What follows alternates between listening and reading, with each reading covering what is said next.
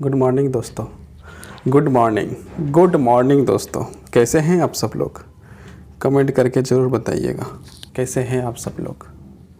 ज़रूर बताइएगा कमेंट करके कि कैसे हैं आप सब लोग। हम लोग पिछले अध्याय नहीं, इसी चैप्टर का जो है कि पार्ट 1 में हम लोग पढ़े थे शैशवावस्था और गर्भावस्था के बारे में जानकारी मिला था। हम लोग जो है उसी में जो है कि बाल्य अवस्था में से 2 बाल्य अवस्था भी पढ़ चुके थे।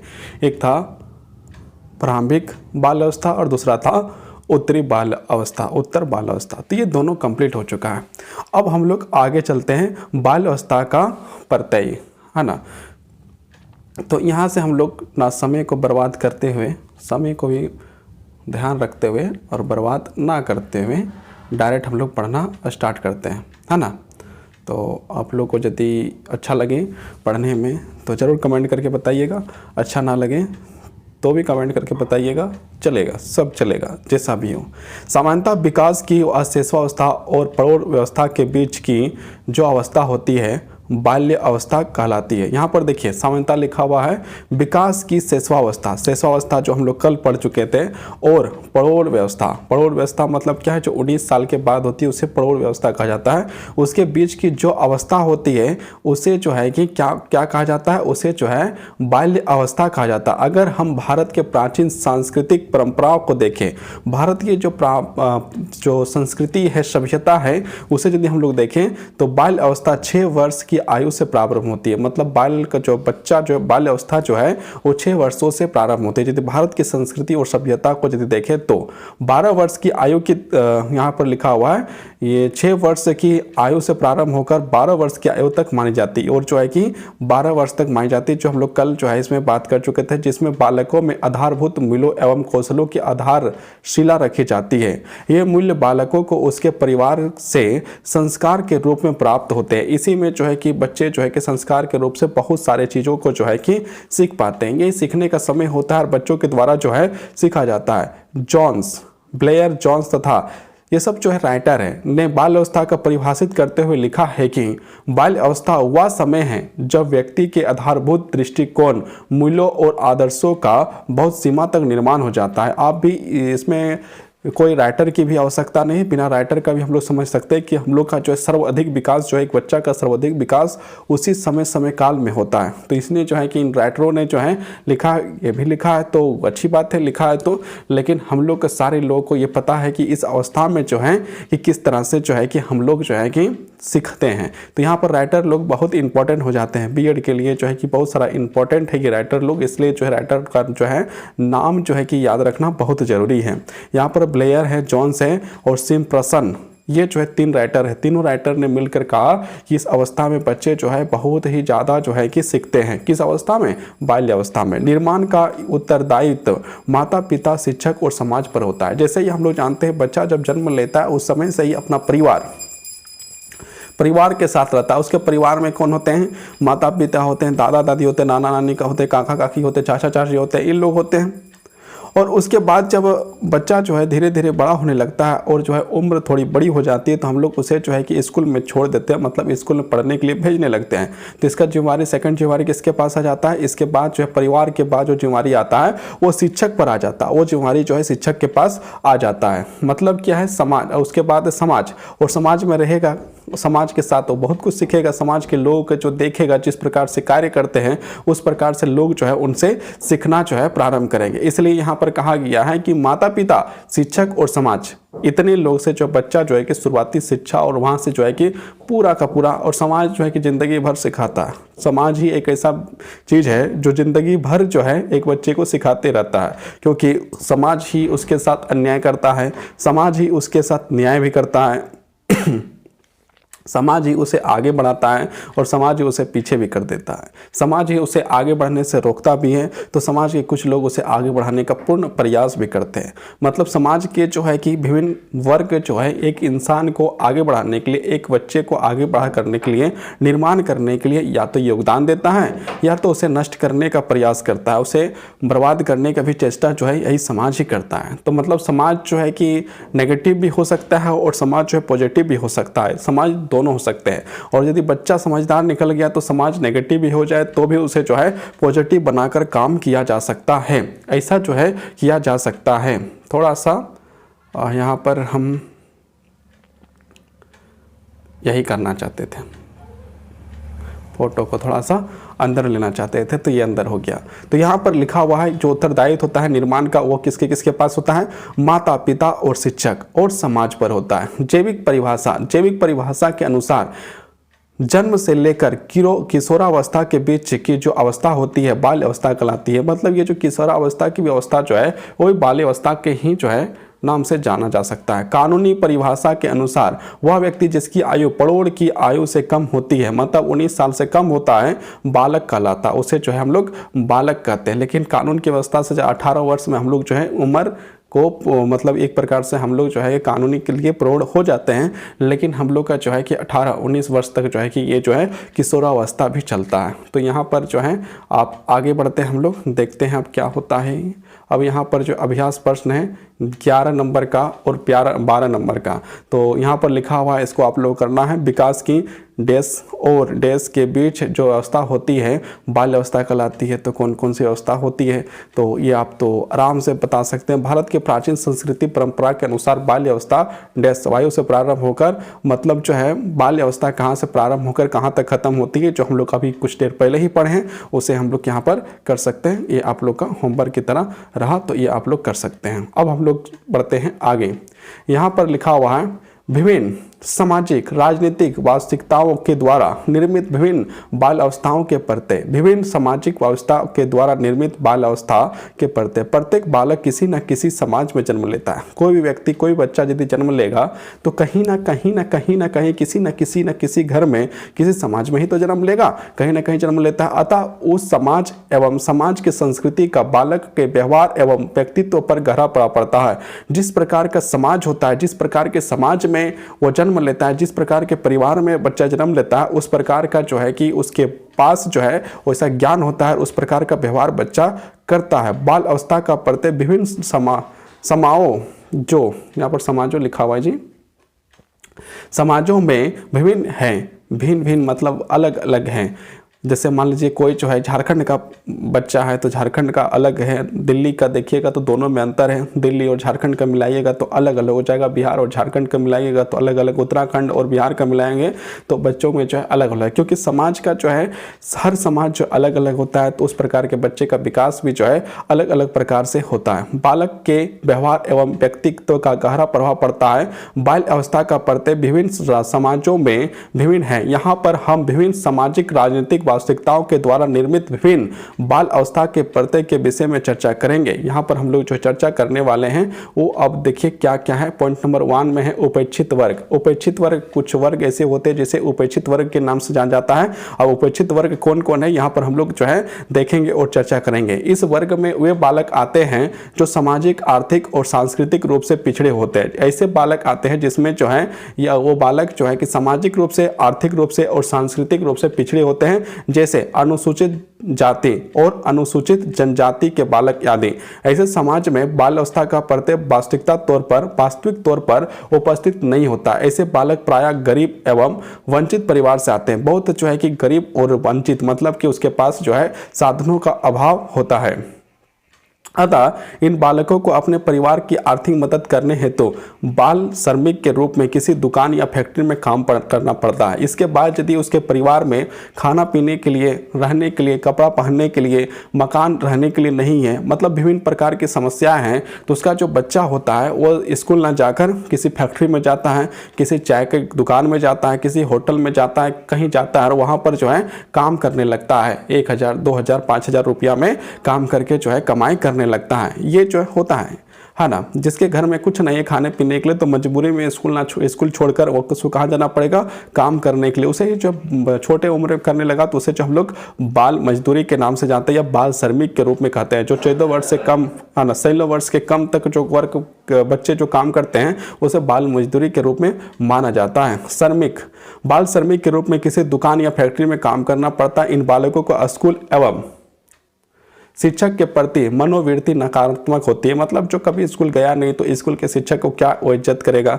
या किसी व्यक्ति को ये क्या इज्जत करेगा, इसलिए नकारात्मक होता है, नेगेटिव होता है। इनकी संज्ञानात्मक समस्याएं गंभीर होती, स्कूल में इनका नामांकन दर कम तथा उच्च ड्रॉप आउट होते हैं। ड्रॉप आउट मतलब क्या होता है कि उच्च ऊंचाई मतलब कि जैसे 2 क्लास को पढ़ के छोड़ दिया, कोई 10 क्लास पढ़ के छोड़ दिया, कोई डिग्री में पढ़ना छोड़ दिया, ये जो है कि एक प्रकार से ड्रॉप आउट कहलाता है, मतलब पूर्ण शिक्षा अध्ययन जो है नहीं कर पाए, इसे ड्रॉप आउट कहा जाता है। इन बालकों में साधारण आकांक्षाएं होती है व हीन भावना पाई जाती है, इसमें अभिप्रेरणा का नितांत अभाव होता है तथा दूरदर्शिता की कमी पाई जाती है। ऐसे बालक क्या लिखा हुआ है, अनौपचारिक भाषा का प्रयोग करते हैं। इसकी जैसे देख यहाँ पर अनौपचारिक भाषा मतलब क्या, ऐसी भाषा का जो प्रयोग करते हैं जो आपको सुनने लायक नहीं होता है, मतलब गाली गलौज का जो है प्रयोग करते हैं, गलत भाषाओं का प्रयोग करते हैं, गलत गलत बातों को बोलते हैं, इसी बात को यहाँ पर बोला गया है।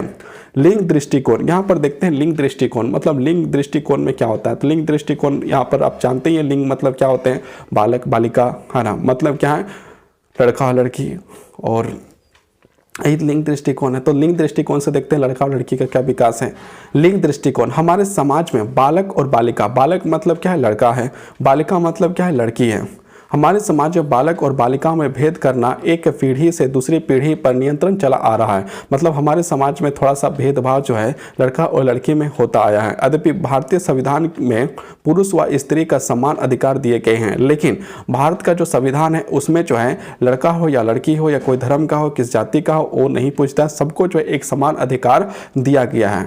फिर भी भारतीय समाज में लिंग भेद विद्यमान है, मतलब उसके बावजूद भी जो है कि भारतीय समाज में जो है भेद जो है किया जाता है, लड़का और लड़की के रूप में भेद किया जाता है। हमारे समाज में एक बालिका की बाल अवस्था का प्रत्यय एक बालक की बाल अवस्था के प्रत्यय भिन्न होता है, मतलब एक लड़की और एक लड़का का जो बाल्य अवस्था होता है उसमें विभिन्नता पाई जाती है, क्योंकि किसी का जो है कि यदि भेदभाव किया जा रहा है तो किसी को उच्च दृष्टिकोण से देखा जा रहा है, किसी को हीन दृष्टिकोण से देखा जा रहा है, तो ऑटोमेटिकली है कि भेदभाव तो होगा ही।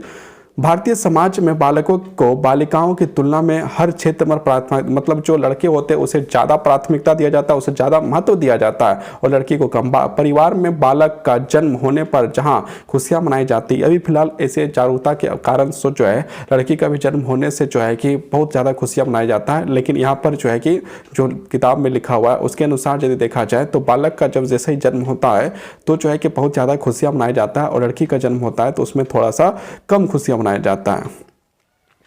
बालकों की बालिकाओं की तुलना में हर क्षेत्र में प्राथमिकता दी जाती है। परिवार में बालक का जन्म होने पर जहां खुशियां मनाया जाता है, वहीं बालिका के जन्म होने पर उसको बोझ के रूप में माना जाता है, मतलब लड़की को जो बोझ समझा जाता है। भारत सरकार द्वारा लिंग निर्धारण का प्रतिबंधित कर दिया गया है। और इसके बाद है तथा ऐसा करना कानूनी तौर पर अपराध है, मतलब यदि लड़का और लड़की के रूप में यदि भेदभाव किया जाएगा तो कानून के दृष्टिकोण से जो है अपराध है, और इसमें जो है कार्रवाई किया जा सकता है, सजा मिल सकता है, इस प्रकार की जो है कि कानूनी प्रक्रियाएं से गुजरना पड़ सकता है। इसलिए किसी प्रकार से लड़का और लड़की में भेद नहीं करना चाहिए, लेकिन अभी भी कुछ लोग हैं जो इस भेद को करते हैं। कानूनी तौर पर अपराध है। फिर कुछ चिकित्सक, देखिए बहुत सारे जो ऐसे चिकित्सक होते हैं, मतलब डॉक्टर होते हैं, जो ये जन्म लेने से पहले ही बता देते हैं आपके पेट में जो बच्चा है वह लड़का है या लड़की है। उसके बाद जो है कि कभी कभी ऑपरेशन जो है के द्वारा जो है ऑपरेशन करके जो है बच्चा को जो है कि निकाल फेंकवा दिया जाता है, मरवा दिया जाता है, मार दिया जाता है, भ्रूण, जिसे हम लोग जो है भ्रूण हत्या के नाम से जानते हैं, मतलब माँ के पेट से ही वो बच्चा को मार देना भ्रूण हत्या कहलाता है। तो ऐसा जो है कुछ डॉक्टर भी जो है करते हैं। कुछ चिकित्सकों की मदद से माता पिता जन्म से पूर्व ही लिंग निर्धारण कराकर बालिका को जन्म लेने से पहले ही, मतलब लिंग निर्धारण मतलब ये देख लेते हैं चेक करके, किसी डॉक्टर के माध्यम से जो चेक कर लेता है, और चेक करने से पता चलता है कि जो पेट में जो पल रहा है वो लड़का है या लड़की है, और जब पता चलता है ये लड़की है तो फिर उसे जो है कि मार दिया जाता है, हत्या कर दिया जाता है, और उसे जो है भ्रूण हत्या के नाम से जाना जाता है। लिंग निर्धारण कराकर बालिका को जन्म लेने से पहले ही गर्भ में समाप्त कर देते हैं। यही कारण है कि वर्ष 2011 जनगणना के अनुसार, जो 2011 का जनगणना उसके अनुसार लिंग अनुपात 1000 पुरुषों में 914, 1914 मतलब 914, 1000 यदि पुरुष है तो उसमें से 914 जो है महिला है, मतलब 1914 जो है महिला, 914 महिला है, 1000 पुरुष में 914 जो है महिला है, जो कि वर्ष 2001 की जनगणना के अनुसार पुरुषों पर 19 मतलब जो कि 2001 था, 2001 के समय में जो है पुरुष के जो 1000 मान लीजिए पुरुष है तो उसकी अपेक्षा जो है आप देखिएगा तो महिलाओं की संख्या 927 महिला थी। इसी प्रकार वर्ष 2011 की जनगणना के अनुसार जहां पर पुरुषों की साक्षरता दर 82.14 है, मतलब 82.14% है, वही महिलाओं का साक्षरता दर मतलब पढ़ाई लिखाई की जो साक्षरता दर है उसे कहा जाता है जब पढ़ने में जो मतलब जो भाग लेते हैं उसमें निकाला जाता है साल भर का, तो 10 साल में सब निकाला जाता है, उसमें जो है कि यहाँ पर देखा जाता है तो जो 2011 के समय में पुरुषों की जो साक्षरता दर है उसमें 82.14 है और वहीं जो है महिलाओं की साक्षरता दर है 65.46% है, क्योंकि अधिकांश माता पिता आज भी बालिकाओं को पराया धन समझते हैं। आज भी जो है कि बहुत सारे ऐसे परिवार हैं जो लड़की को जो है पराया धन समझते हैं, इसी कारण से उसके पीछे जो है उसके लिए जो है कि शिक्षा के खर्च नहीं करना चाहते, उस पर जो है किसी प्रकार का ज़्यादा खर्च नहीं करना चाहते। वो चाहते ये पराया धन है तो ये जो है पराये घर चल जाएगी तो फिर इससे खर्चा करके कोई फ़ायदा नहीं है, इसी कारण से ज़्यादा धन खर्चा करना नहीं चाहते हैं। महिला साक्षरता दर 65.46% है, क्योंकि अधिकांश माता पिता आज भी बालिकाओं को पराया धन समझते हैं और उन्हें कोई लाभ नहीं होगा ऐसा सोचकर बालिकाओं को शिक्षा पर व्यय करना व्यर्थ समझते हैं, मतलब पैसा कम खर्चा करता है। हमारे समाज में जहां बालक पढ़ने के लिए स्कूल भेजा जाता है वहीं बाल अवस्था में ही बालिकाओं से अपेक्षा की जाती है कि वे घर के काम जैसे खाना बनाना, कपड़े धोना, छोटे भाई के बहन मतलब बहन के देखभाल करना आदि कार्यों में अपने माता पिता की मदद करें। मतलब क्या है कि जैसे ये एक लड़का है वो जो है कि बाल अवस्था में स्कूल जाने की बहुत अपेक्षा रखते हैं कि बच्चा स्कूल में जाएगा अच्छा पढ़ाई करेगा, वहीं पर एक लड़की पर देखा जाता है कि ये जो है कपड़े धोना, छोटे भाई का देखभाल करना, माता पिता को जो है किसी काम में जो है कि मदद करना, इस प्रकार की अपेक्षा की जाती है एक परिवार से। ये जो है बहुत कम परिवार है लेकिन इस प्रकार की अपेक्षा की जाती है। अपने छोटे भाई बहन का मतलब बहन की देखभाल करना आदि कार्यों में अपने माता पिता की मदद करे। अतः इसी भेदभाव के कारण बालिकाओं के व्यक्तित्व समुचित विकास नहीं हो पाता और इसके कारण से जो है कि लड़की जो है लग जाती है पूरे काम धंधा में, तो इसी कारण से जो है कि घर के काम घरेलू काम के लिए लग जाती है तो उसका जो है कि संपूर्ण विकास नहीं हो पाता है, उसमें आत्मविश्वास की कमी रह जाती है, मतलब उसे जो है थोड़ा आत्मविश्वास की जो है कमी रह जाती है। परिवार द्वारा किए जाने वाले इस लिंग भेद के कारण ही बालिकाओं का नामांकन दर कम, ड्रॉप आउट रेट बालकों की तुलना में बहुत ज़्यादा होती है। आप लोग देखते होंगे जब लड़की का जब शादी हो जाता है तो बहुत सारे ऐसे लोग होते हैं जो पढ़ाने के लिए पूरी तरह छुड़वा देते हैं, इसे भी ड्रॉप आउट के नाम से ही जाना जाता है। तथा बालिकाएं न केवल शिक्षा के अधिकार से वंचित रह जाती है और जो बालिकाएं जो है बहुत कम शिक्षित हो पाती है, ज़्यादा नहीं शिक्षित हो पाती है और ये जो है एक प्रकार से वंचित ही हो जाती है शिक्षा से, बल्कि अनेक स्वास्थ्य संबंधी समस्याओं से भी ग्रसित हो जाती है और बहुत सारी जो है कि स्वास्थ्य समस्या मतलब हेल्थ में जो है प्रॉब्लम होता है, जैसे एनीमिया मतलब क्या होता है? एनीमिया मतलब शरीर में जो खून की कमी हो जाती है उसे एनीमिया कहा जाता है, खून की कमी को एनीमिया कहा जाता है। तो लड़कियों में जो है ये बीमारी जो है कि ये भी हो जाती है। कुपोषण मतलब सही खान पान न कारण सही खान पान ना मिलने कारण से कुपोषण का शिकार भी हो जाती है। अब देखते हैं विकलांग बालक, अब तो दिव्या। अब यहाँ पर आगे देखते हैं इस श्रेणी में प्रायः मानसिक रूप से मंद बालक, दृष्टि दोष से ग्रसित बालक, भाषा दोष में ग्रसित बालक, श्रवण संबंधी दोष में ग्रसित बालक आते हैं। इन बालकों के लिए बाल्य अवस्था का प्रयत्न सामान्य बालकों की तुलना में भिन्न होता है। ऐसे बालक में एक अनुपयुक्त आत्म पर विकसित हो जाता है जिसके कारण उसके व्यक्तित्व का विकास अवरुद्ध हो जाता है। साथियों के द्वारा मजाक उड़ाए जाने पर कुछ ऐसे विद्यार्थी होते हैं, कुछ ऐसे बालक होते हैं जो थोड़ा सा दिव्यांग होते हैं, है ना। दिव्यांग होने के कारण से जो है उसे जो है कि कुछ प्रॉब्लम होता है, तो प्रॉब्लम का जो है कि लोग जो उसकी प्रॉब्लम को नहीं समझते हैं और प्रॉब्लम का जो मजाक के रूप में लेते हैं और उसे जो मजाक के तरह किया जाता है और मजाक करने के कारण से जो बेचारा परेशान होकर कभी कभी अपना पढ़ाई छोड़ देता है, ड्रॉप आउट कर लेता है, अपने आप को जो कॉलेज में नहीं जाता है, अपने आप को जो है कि एक प्रकार से हीन दृष्टिकोण से देखता है और अपने आप को जो है बहुत बुराई जो है सोचने लगता है। इस प्रकार की स्थिति हो जाती है, किसमें हो जाती है? एक जो है कि दिव्यांग जो बालक होते हैं, है ना, जिसके कारण उनके व्यक्तित्व का विकास अवरुद्ध हो जाता है। इसके कारण से जो है कि विकास जो है उनका व्यक्तिगत तो विकास जो है नहीं हो पाता है। साथियों द्वारा मजाक उड़ाए जाने के कारण ऐसे बालक की भावना से ग्रसित हो जाते हैं। ऐसे बालकों को सामान्य कक्षा से अलग रखा जाता है। ऐसे विद्यार्थी को जो है कि सामान्य कक्षा से अलग रखा जाता है जिससे उसमें अवांछित सामाजिक शील गुण विकसित होने की संभावना ज़्यादा रहती है और इन लोगों को जो है कि अलग रखकर दूसरा क्लास चलाया जाता है। और ख़ास करके ऐसे बच्चे हर जगह नहीं पाए जाते, लेकिन इसके बावजूद भी कुछ ऐसे बच्चे होते हैं तो जिसका जो है कि मजाक उड़ाया जाता है, जो एक तरह से शोभनीय नहीं है और ऐसा नहीं करना चाहिए। उसे सपोर्ट करना चाहिए, उसका सहयोग करना चाहिए, ना कि मजाक उड़ाना चाहिए। अब देखिए, मानसिक रूप से मंद बालकों, मतलब कुछ ऐसे भी होते हैं जो मानसिक रूप से मंद होते हैं, मतलब उतना बुद्धिमान नहीं होता है, विकास नहीं कर पाता है, दिमाग उसका जो है कि विकास नहीं कर पाता है। बालकों में शारीरिक कद सामान्य बालकों की तुलना में भिन्न होता है।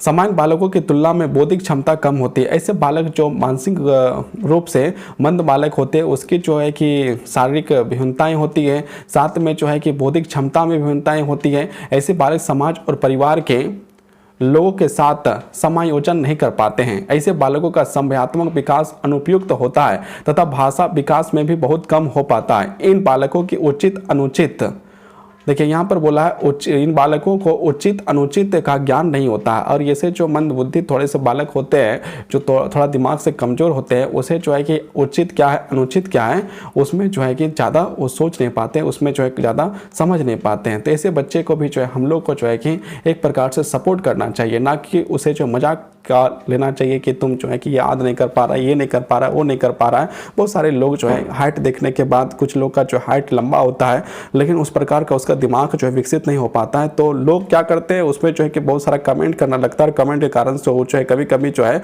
अलग अलग कदम उठा लेते हैं, ऐसे कदम उठा लेते हैं जो कि उसे जो है नहीं उठाना चाहिए, लेकिन उसके बाद भी मजबूर होकर वो जो है कि उठा लेता है। इसी कारण से हमें जो है कि अपने आसपास के यदि ऐसे कोई व्यक्ति हो, कोई बालक हो, कोई बच्चा हो, तो उसे हम लोग को जो है कि एक प्रकार से सपोर्ट करना चाहिए, ना कि उस पर जो है कमेंट पास करना चाहिए। अब हम लोग देखते हैं दृष्टि दोष से ग्रसित बालक। बहुत सारे ऐसे होते बालक होते हैं जैसे दृष्टि दोष भी होता है। तो दृष्टि दोष से ग्रसित बालक को देखिए यहाँ पर क्या होता है। दृष्टि दोष से ग्रसित बालकों को दो वर्गों में रखा जाता है। एक अंधे बालक, निम्न दृष्टि वाले बालक, मतलब यहाँ पर दो चीज रखा गया, दो भाग में बांट दिया गया दृष्टि दोष को। एक होते हैं अंधे बालक, मतलब कि देख नहीं पाना। दूसरे होते हैं निम्न दृष्टि वाले, मतलब कि देख पाता है लेकिन बहुत ही कम देखने वाले बालक। अंधे बालक या तो जन्म से ही अंधे होते हैं, कुछ ऐसे बालक जो है जन्म से ही अंधे होते हैं, या जन्म के बाद किसी बीमारी की दुर्घटना के कारण वे अंधेपन का शिकार हो जाते हैं। मतलब क्या है कि जन्म के साथ ही अंधा हो गया, या तो फिर जो है किसी बीमारी के कारण जो है, या बीमारी के कारण से जो है अंधेपन का शिकार हो गया। तो ये भी जो है कि मतलब कि एक प्रकार से दोष हो जाता है, उसका शरीर में जो है कि एक प्रकार का दोष हो जाता है, मतलब कि दृष्टि जो है कि ठीक से देख नहीं पाता है, या तो फिर जो है पूरी तरह से देख नहीं पाता है, या जन्म के बाद किसी बीमारी की या दुर्घटना के कारण वे अंधेपन का शिकार हो जाते हैं। दृष्टि दोष से ग्रसित बालकों को सीखने की क्षमता प्रभावित होती है, और जब आंख में जब रोशनी नहीं है, देख नहीं पाता है, तो उसे जो सीखने में थोड़ा बाधा होती है। अंधे बालकों को विशेष पद्धति द्वारा पढ़ना लिखना सिखाया जाता है। जैसे हम लोग ब्रेन लिपि के बारे में जो है कि हम लोग सुनते हैं, उस लिपि का ही जो है उपयोग बहुत बार किया जाता है। लेकिन निम्न दृष्टि वाले बालक को जिसको थोड़ा थोड़ा दिखाई देता है की समस्याओं को अंधे बालकों की तुलना में अधिक गंभीर होती है। जैसे देखिए, लेकिन निम्न दृष्टि वाले बालकों की समस्या अंधे बालकों की तुलना में अधिक गंभीर होते हैं। इन लोगों को जो है कि जो उसको दिखाई नहीं देता उसे तो समझ भी आता है, और जिसको हल्का हल्का दिखाई देता है उन लोगों को ज़्यादा गंभीर जो है समझा जाता है। क्योंकि जहाँ एक और ऐसे बालकों की विशेष पद्धति से पढ़ना लिखना नहीं सिखाया जा सकता, वहीं दूसरी ओर ऐसे बालक दृष्टि कम होने से सामान्य पुस्तकों को, उन अक्षरों को नहीं पढ़ पाते। मतलब क्या है कि या तो देखिए कम दृष्टि होने के कारण से जो है उसे जो है कि एक प्रकार से अंधा ना होने के कारण, कम दृष्टि होने के कारण उसे जो है कि ब्रेल लिपि या दूसरे माध्यम का प्रयोग नहीं किया जाएगा। और जब दूसरा देखा जाता है कि इसे जो है कि सामान्य बालकों की तरह कक्षा में रखा जाए, तो वहाँ पर ये जो है किताबों को ठीक से नहीं पढ़ पाएगा। मतलब दोनों जगह में इसकी जो है कि मजबूरियाँ बहुत ज़्यादा है। इसी कारण से यहाँ पर बोला कि उसे और ज़्यादा समस्या होती है, क्योंकि जहाँ एक और ऐसे बालकों को विशेष पद्धति द्वारा पढ़ना लिखना नहीं सिखाया जा सकता, वहीं दूसरी ओर ऐसे बालकों की दृष्टि कम होने से सामान्य पुस्तकों उन अक्षरों को नहीं पढ़ा पाते हैं, जिसके आकार छोटे होते हैं, जिसके आकार जो है छोटे होते हैं उसका वो नहीं पढ़ पाता है। अब देखते हैं आगे, आगे क्या है, भाषा दोष से ग्रसित बालक। कुछ ऐसे भी बालक होते हैं जो भाषा दोष होते हैं। अब भाषा दोष किस प्रकार होते हैं यहाँ पर हम लोग देखते हैं, चर्चा करते हैं, समझते हैं, प्रयास करते हैं और समझने का प्रयास करते हैं। भाषा दोष से ग्रसित बालक के कई वर्गों में रखा जा सकता है। इसे जो है कि भाषा दोष वाले बालकों को कई वर्गों में रखा जा सकता है। जैसे गूंगे बालक, गूंगे बालक मतलब जो नहीं बोल पाता उसे गूंगे बालक। उच्चारण संबंधी दोष वाले बालक, कुछ ऐसे बालक होते बोल तो पाते लेकिन उच्चारण सही सही नहीं कर पाते। आवाज संबंधी दोष वाले बालक, प्रवाहित संबंधी दोष वाले बालक व व्याख्यान संबंधी दोष वाले बालक। यहाँ पर कई प्रकार के मतलब भागों में इसे जो है बांटा जा सकता है। भाषा संबंधी रोग से ग्रसित दोष बालकों की शैक्षणिक उपलब्धियों एवं सामाजिक विकास को प्रभावित करता है। मतलब जो आवाज नहीं करने के कारण, बोल नहीं पाने के कारण या फिर सही से उच्चारण ना करने के कारण से जो है कि यहाँ पर भी जो है कि एक प्रकार की समस्या से सामना करना पड़ता है। ऐसे बालकों में स्कूल में संयोजन संबंधी कठिनाई होती है। गूंगे बालक चाहकर भी अपनी इच्छा को अर्थपूर्ण, मतलब एक गूंगा बालक जो है यदि वह कुछ बोलना चाहता है लेकिन वो जो है कि गूंगा है, इसके कारण से वो कुछ बोल नहीं सकता है। ये भी एक जो है कि प्रॉब्लम है, एक समस्या, एक बहुत बड़ी समस्या है। भाषा के रूप में अभिव्यक्ति नहीं कर पाता है। एक गूंगा बालक जो है कि भाषा के रूप में वो क्या बोलना चाहता है, क्या समझता है, वो जो है कि नहीं बोल पाता। उच्चारण संबंधी दोष वाले बालक शब्दों का गलत ढंग से उच्चारण करते हैं। जैसे कुछ ऐसे बालक होते हैं जो शब्दों का जो है गलत उच्चारण करते हैं। जैसे चोटी को रोटी कहना, जैसे चोटी को रोटी कह देता है, ये गलत हो गया। जैसे चोटी है तो चोटी को रोटी कह देता है, तो ये गलत उच्चारण हो गया। चाल को छाल कहना आदि। आवाज संबंधी दोष वाले बालक का नाक में बोलते हैं, मतलब नाक का उपयोग में आ जाता है, नाक से बोलते हैं, मतलब एक प्रकार से नाक से ज्यादा आवाज निकलता है, या उसकी आवाज कर्कश होती है, या तो फिर उसकी आवाज जो है कर्कश होती है। प्रवाही संबंधी दोष वाले बालक बोलने में हकलाते हैं। कुछ ऐसे बालक होते हैं जो हकलाते हैं, आप लोग से समझते होंगे हकलाते मतलब बोलते बोलते रुक रुक के बोलना, उसे हलकलाना, मतलब हक क्या कहते हैं उसको, प्रभावित हकलाना कहते हैं उसको, हकलाते हैं। जबकि व्याख्यान संबंधी दोष वाले बालक कुछ ज़्यादा, देखिए यहाँ पर देखिए जो व्याख्यान संबंधी दोष वाले बालक है, जो व्याख्यान खेलने वाले हैं, वो बालक कुछ खास शब्दों का बोलने में कठिनाई होती है। मतलब जो व्याख्यान संबंधी बालक कुछ ऐसे हैं जिसमें जो है कुछ खास शब्दों में उसे जो है बहुत ज़्यादा प्रॉब्लम आता है, बहुत ज़्यादा समस्या आता है। अब हम लोग आगे देखते हैं श्रवण संबंधी, मतलब सुनने वाले, जो सुनने में भी बहुत सारे दोष है। कुछ ऐसे बालक होते हैं जो सुन नहीं पाता, जो बहरापन का जो शिकार होते हैं। देखते हैं क्या होता है इसके आगे, इसको भी हम लोग समझने का पूर्ण प्रयास करेंगे। स्वर्ण संबंधी दोष ग्रसित बालकों को दो वर्गों में रखा जा सकता है। पूर्ण बहरापन, मतलब पूरी तरह से सुन नहीं पाना, उसे जो है बहरापन कह सकते हैं। जैसे अभी हम लोग गूंगे के बारे में पढ़ें तो उसी तरह से बहरापन है ना। पूर्ण बहरापन से ग्रसित बालक एवं आंशिक बहरापन से ग्रसित बालक, एक ऐसा बालक है जो कुछ कुछ सुन पाता है और एक ऐसा बालक है जो पूरी तरह से सुन नहीं पाता। इसे दो वर्गों में बांट दिया गया। पूर्ण बहरापन से ग्रसित बालक विशेष प्रवर्धन के प्रयोग के बाद भी कुछ नहीं सुन पाते, मतलब कुछ भी ट्राई कर लीजिए वो जो है सुन नहीं पाता है। दूसरों की भाषा नहीं समझ पाते और भाषा भी जो है कि समझ नहीं पाते। जबकि आंशिक बहरेपन से ग्रसित बालक का प्रवर्धन का प्रयोग करके दूसरों की बोली को समझ लेते हैं, और जो थोड़ा थोड़ा सुन पाते हैं वो जो है कि किसी किस तरह जो है कि सीख जाते हैं, सुन लेते हैं, समझ लेते हैं, या यदि उसमें ऊंचे स्वर से बोला जाए तो वे सुन लेते हैं। या तो फिर जो है कि जो थोड़ा थोड़ा सुन पाते हैं और उसको जो बोलना है और यदि उसको सुनाना है तो या तो हम लोग धीरे धीरे बोलेंगे तो शायद नहीं सुन पाएगा, लेकिन चिल्ला के बोलना या जोर से बोलने से जो है कुछ जो कम बहरापन वाला है और सुन लेता है।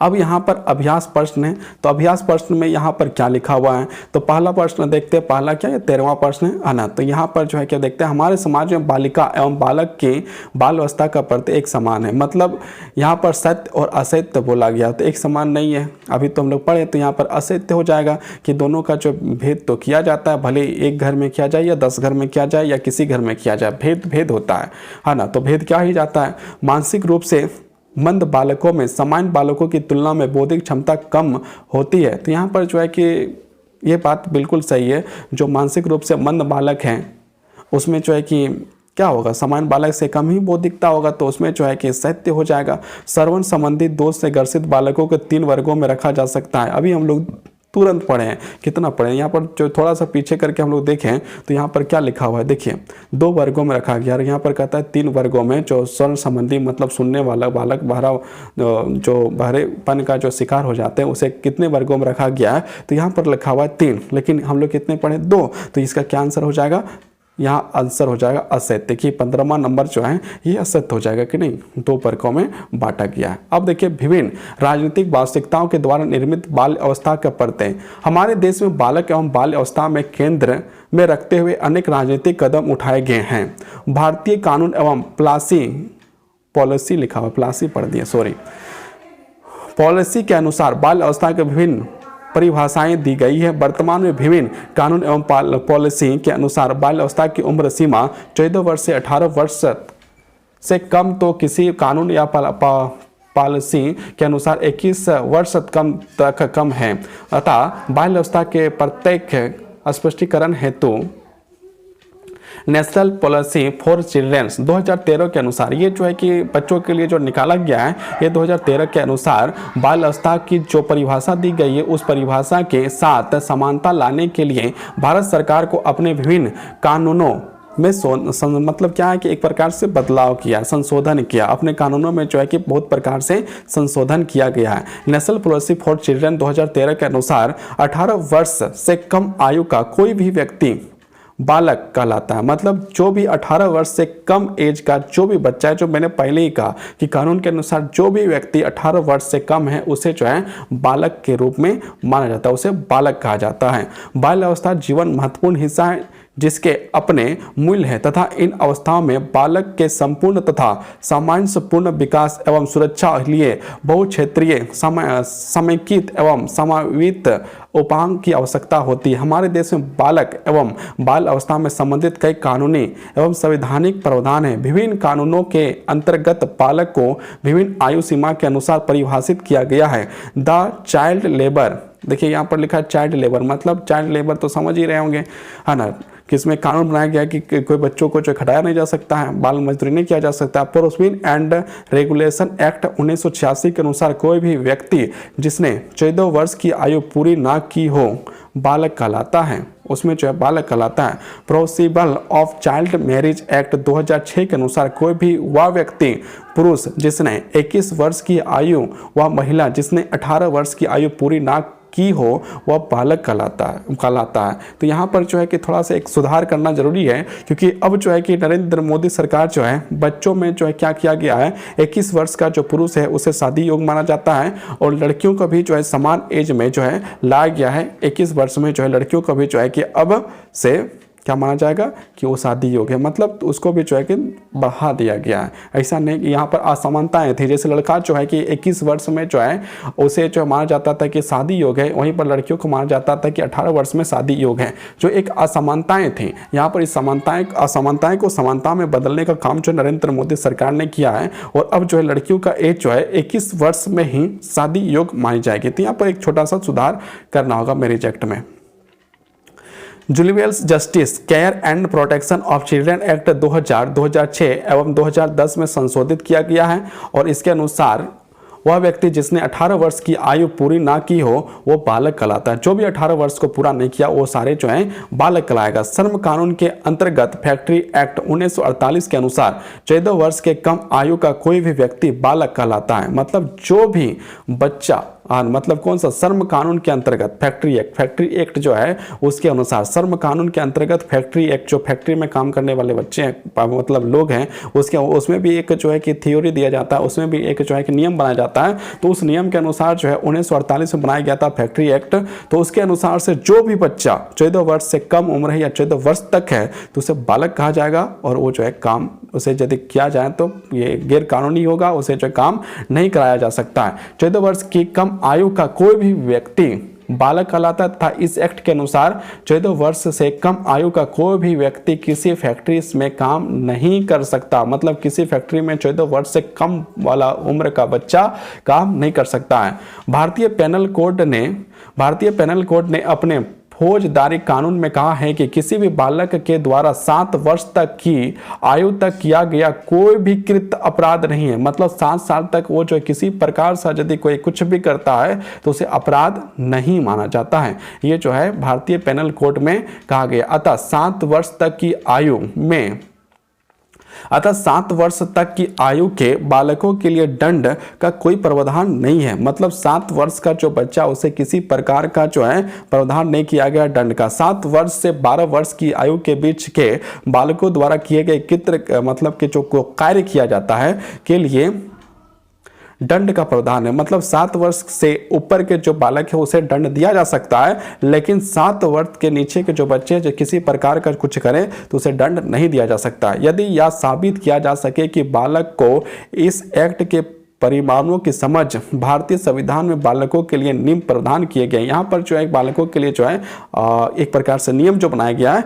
यहाँ पर संविधान में दिया गया है, उसको यहाँ पर वर्णन किया गया, यहाँ पर व्याख्यान किया गया, यहाँ पर बताने का प्रयास किया गया, यहाँ पर समझाने का प्रयास किया गया है। तो देखते हैं अनुच्छेद 23 अनुच्छेद को इसको इंग्लिश में आर्टिकल भी कर सकते हैं। अनुच्छेद 23 मानव और दुर्व्यापार तथा बाल श्रम को प्रतिरोध। मतलब इसमें जो एक प्रकार से वही बात जो पहले है आना कि एक प्रकार से जो है मानव और दुर्व्यवहार तथा बाल श्रम को एक प्रकार से रोकने का काम। अनुच्छेद 24 में किसी फैक्ट्री में बालक का नियोजन मतलब किसी प्रकार से फैक्ट्री में काम नहीं कर सकता है। अनुच्छेद 45 में प्रारंभ में भारत के संविधान में यह घोषणा की गई है कि राज्य संविधान के प्रारंभ से 10 वर्ष की काल अवधि में के अंदर सभी बालकों को 14 वर्ष की आयु समाप्ति तक निःशुल्क एवं अनिवार्य शिक्षा की व्यवस्था करने का प्रयास करेगा। मतलब जो भी 14 वर्ष का जो बच्चा है, 14 वर्ष से नीचे का जितना भी बच्चा है उसे सभी को जो निःशुल्क मतलब 1 रुपया लिए बिना ही शिक्षा देने का प्रयास किया जाएगा। और तभी से राज्यों ने 14 वर्ष तक की आयु के बच्चों के लिए निःशुल्क एवं अनिवार्य शिक्षा की व्यवस्था प्रयास शुरू कर दिया है। 2002 में 86 संविधान संशोधन किया गया तथा इस संशोधन के द्वारा संविधान एक नया अनुच्छेद जोड़ा गया और उस अनुच्छेद को जो जोड़ा गया उसका नाम था 21 का, उसे क के नाम से जाना जाता है। और इसमें कहा गया कि राज्य 6 वर्ष से 14 वर्ष तक की आयु वाले सभी बालकों के लिए निःशुल्क एवं अनिवार्य शिक्षा देने की ऐसी रीति में जो राज्य विधि द्वारा अवधारित करें वो बंद करेगा। इसके साथ ही अनुच्छेद 45 की घोषणा मतलब क्या है कि जो आप समझिए कि मतलब जो बच्चा है कि 6 वर्ष का जो भी बच्चा है और 14 वर्ष तक का जो बीच का जो बच्चा है उसे निःशुल्क और अनिवार्य शिक्षा देना जो है राज्य का जो है काम है और वो देगा।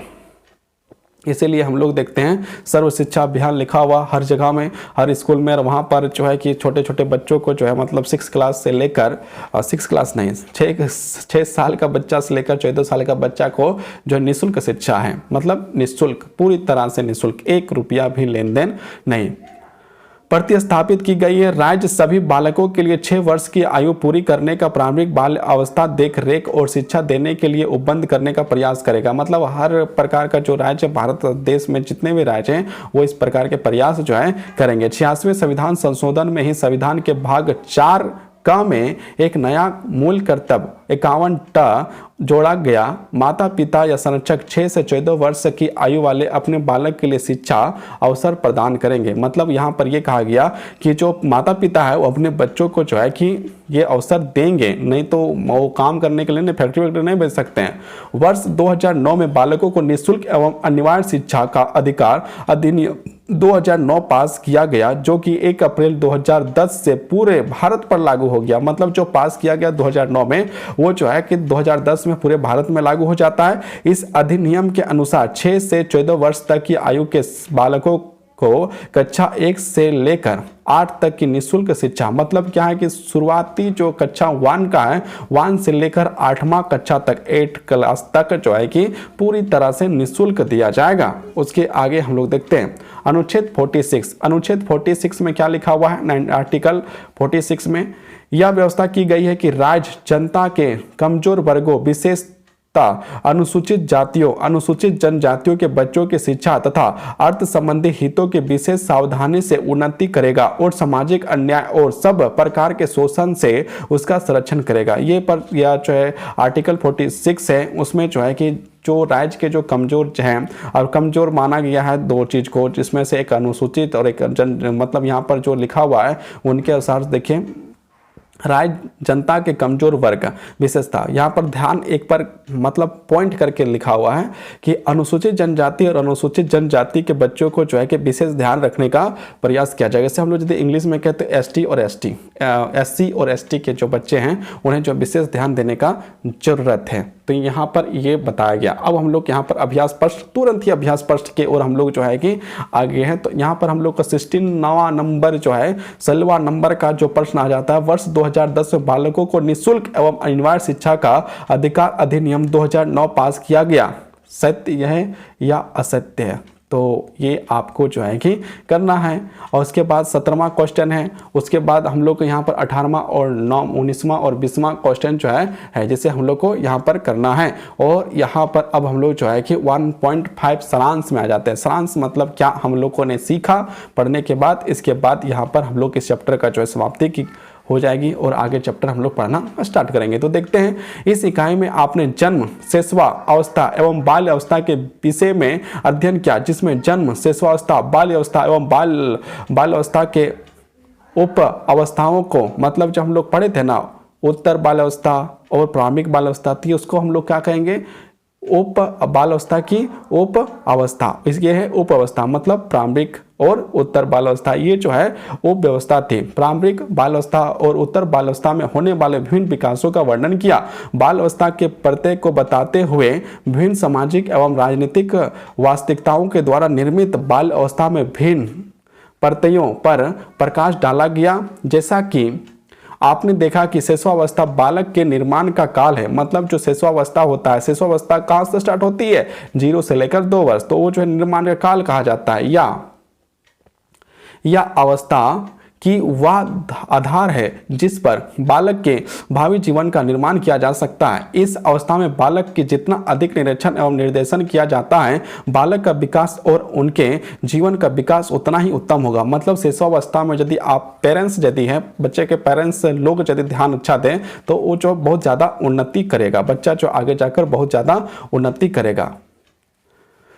शैक्षणिक दृष्टि से बाल अवस्था भी जीवन का एक सर्वाधिक महत्वपूर्ण अवस्था है। इस अवस्था में बालक जिन व्यक्ति सामाजिक एवं शिक्षा संबंधी व्यवहार एवं आदतों का निर्माण कर लेता है, उनको रूपांतरित करना पड़ता ही रूपांतर कर पाना बड़ा ही कठिन कार्य हो जाता है। इस दृष्टि से प्राथमिक शिक्षा प्रदान करने वाले शिक्षकों पर बालकों का निर्माण करने का बड़ा उत्तरदायित्व होता है। मतलब जो नीचे क्लास को पढ़ाते हैं 1 से लेकर 8 तक, उसके पास एक बहुत बड़ा अच्छा मौका है बच्चे का चरित्र निर्माण करने का, बच्चे का विकास करने का, बच्चे को आगे बढ़ाने का।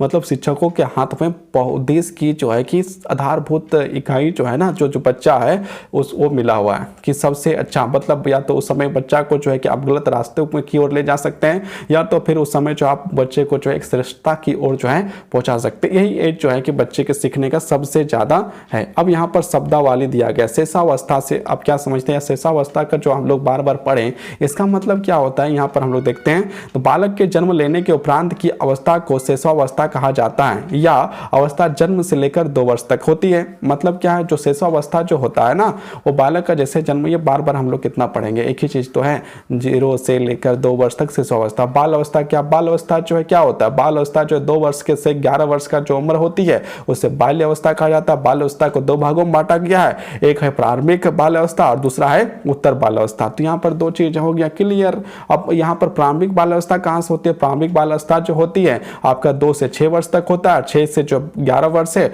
उसे जो है कि उत्तर बाल अवस्था कहते हैं।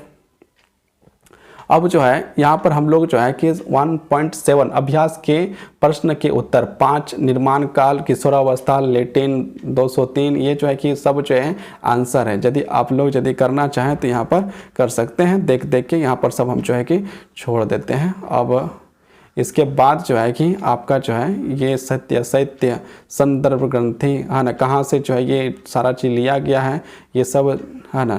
यहाँ पर जो है निबंधात्मक मतलब निबंध की तरह जो प्रश्न है वो चीज़ देख लेते हैं। इसको भी प्रश्न है 1 नंबर का देखते हैं। शैशवावस्था को जीवन का महत्वपूर्ण काल क्यों कहा गया है, स्पष्ट कीजिए तथा इस काल में होने वाले विभिन्न विकासों का वर्णन कीजिए। तो ये जो एक निबंध की तरह जो आपको लिखना है जो आप लिख सकते हैं। बाल्यावस्था जीवन का अनोखा काल है, इस कथन को स्पष्टीकरण कीजिए और इस काल में होने वाले विभिन्न विकासों का वर्णन कीजिए। तो ये जो है आपको करना है। 2 क्वेश्चन थे यहाँ पर। अब हम लोग जो है कि इकाई 3 में चल जाएंगे। 2 जो है कि यहाँ पर जोड़ा नहीं गया था, जिसके कारण से हम लोग जो है कि 1 के बाद सीधे 3 में चल जाएंगे और 3 जो है कि हम लोग को पढ़ेंगे कल, आज नहीं कल। तो यहाँ पर आप लोग को विशेष तौर पर धन्यवाद, बहुत बहुत आभार, बहुत बहुत धन्यवाद। आप लोग जुड़िए, पूरा वीडियो को देखिए, समझिए और फिर बताइए आपको कैसा लगा। बहुत बहुत धन्यवाद, बहुत बहुत आभार।